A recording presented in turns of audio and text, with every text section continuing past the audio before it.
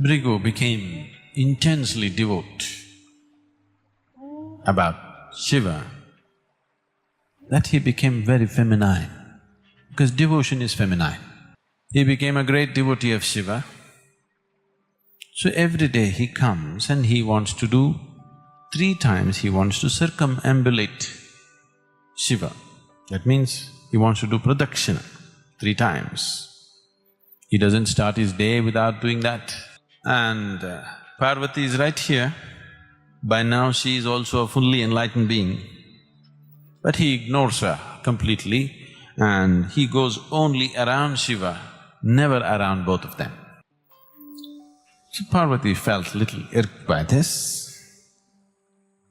So one day, she sat close to him.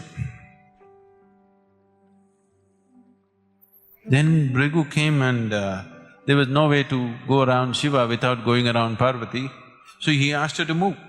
Parvati said, "Why should I move?" He said, "I will go only around the Lord, not you."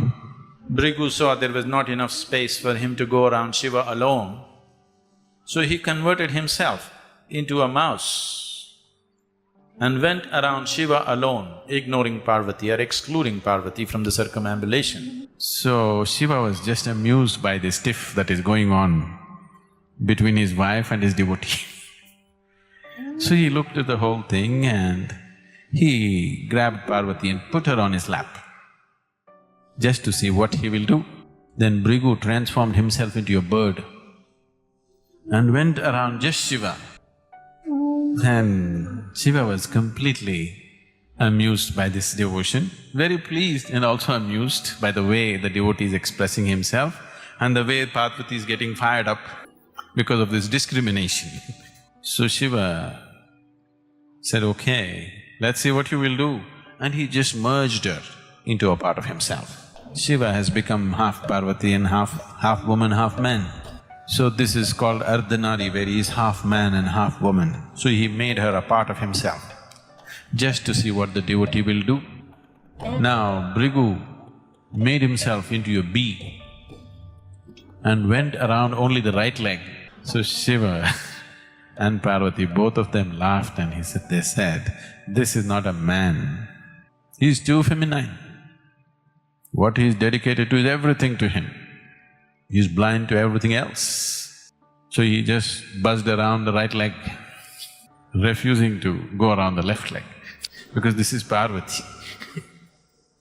This childish way of devotion of Bhrigu was amusing and nice, but at the same time, Shiva did not want Bhrigu to be lost in his devotion and miss the ultimate nature of the existence.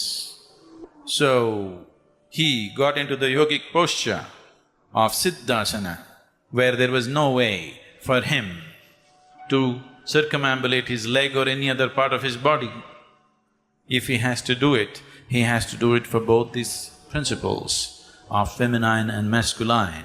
Today, yoga as a science, yoga as a system, yoga as a technology for inner well-being is available to us only because of the feminine play. That is, Parvati compelled him to teach. By himself, he would have never done that. It's only by inclusion that life will blossom. If you have to include something into yourself, there must be space, isn't it?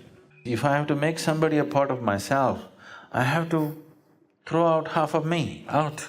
Only then, that's why the expression falling in love, not rising in love, not standing in love, not climbing in love, falling in love, because a part of you has to fall. Only then there will be space for something else or somebody else. If all of you, the whole of you falls down, there'll be enormous space. You can include the whole cosmos as a part of yourself. If at least a part of you falls down, you may fall in love with one more human being or one more aspect of creation. So, we can teach you ways to empty yourself. If a part of you falls down, that empty space has to be filled with something, and that something which is not you, when it becomes a part of you, when you start experiencing it as a part of you, it fires you up.